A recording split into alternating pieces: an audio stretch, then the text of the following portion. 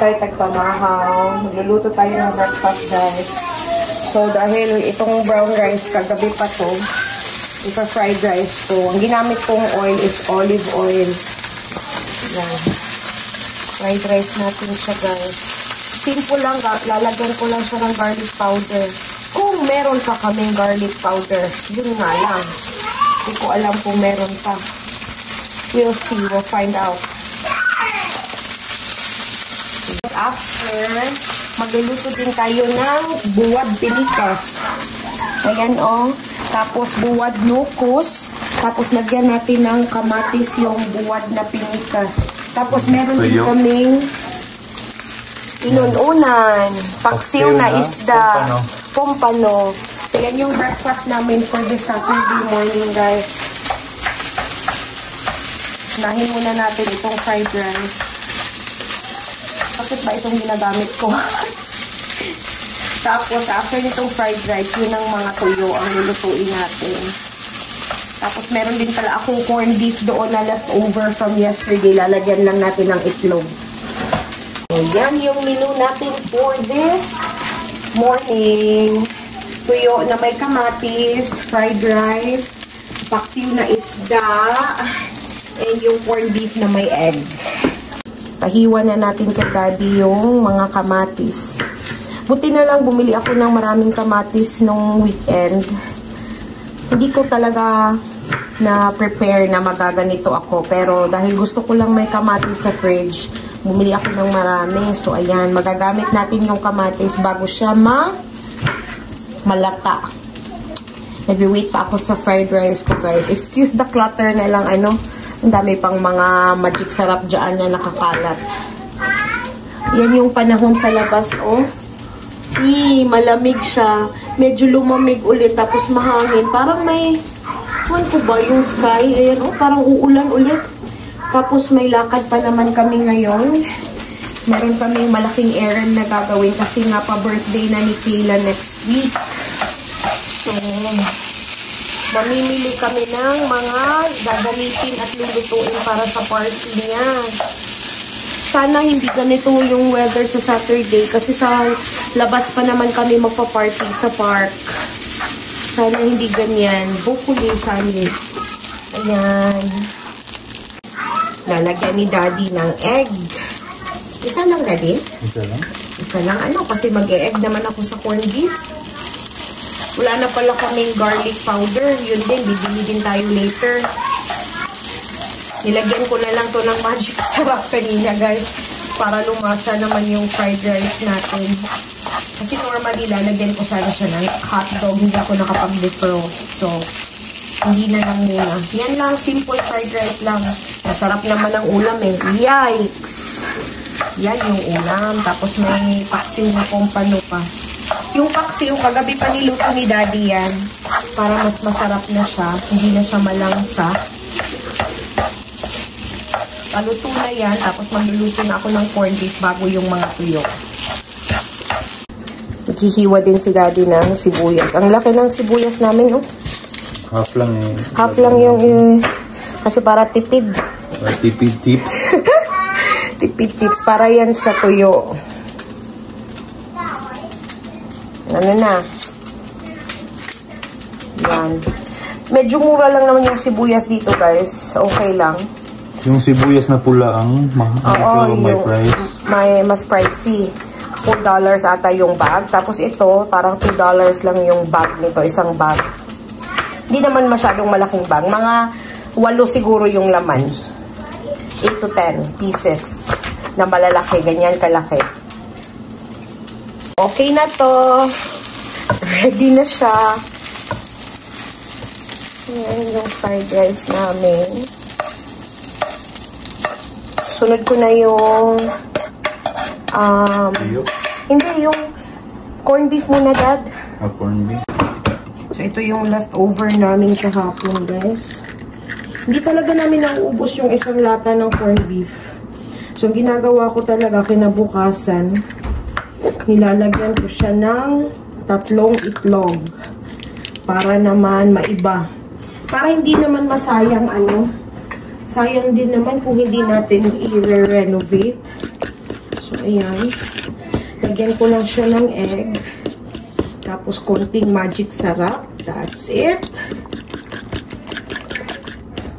Para kainin pa din ng mga bata. Ayan. Lagyan natin ng magic sarap. Nasaan na yung magic sarap ko? Ito. Magic sarap lang yan. Tapos ito, mainit na to. Lagyan ulit natin ng olive oil. Tapos, since mainit na yung pan, lagay ko na right away yung corned beef. Ayan. So, yun lang naman. Para hindi masayang yung pagkain. Kasi mahal na yung mga pagkain, guys. Dapat hindi magsayang. No wasting of food. Yun yung tinuturo ko sa mga anak ko. Kasi mahirap na kung hindi marunong sila na magpahalaga. Wait lang, hugasan ko lang itong pan ko. Ano ba ito?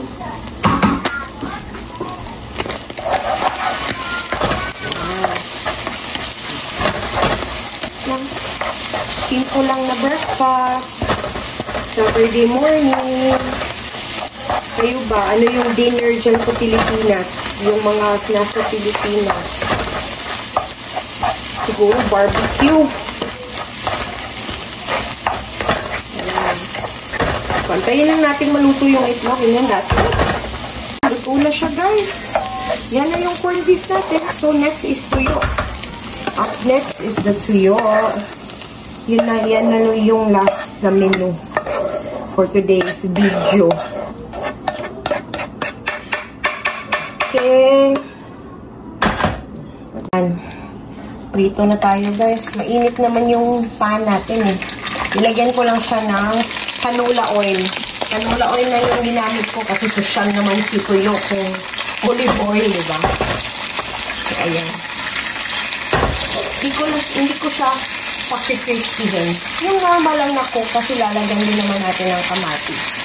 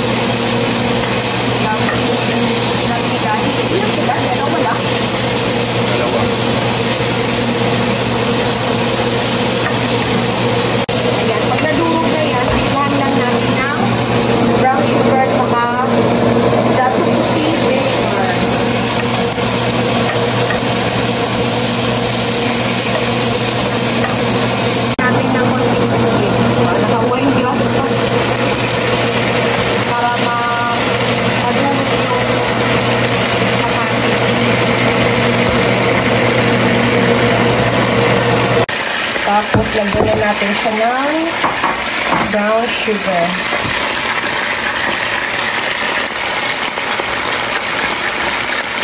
Pagkawala na, ano yan? Parap? Ano ba yung sa Tagalog? Alat pala, alat. Tapos, after brown sugar, konting suka.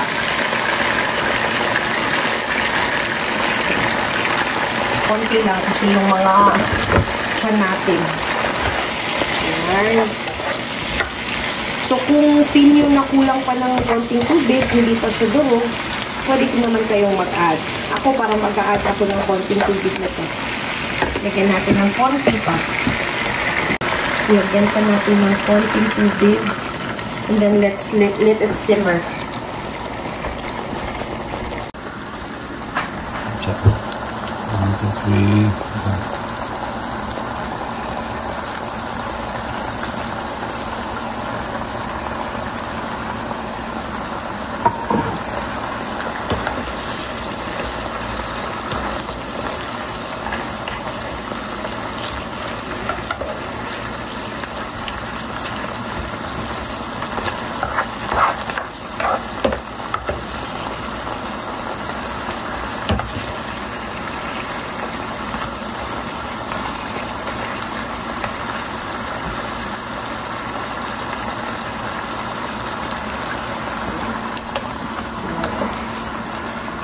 Na yung breakfast, ito na yung ano ba yan?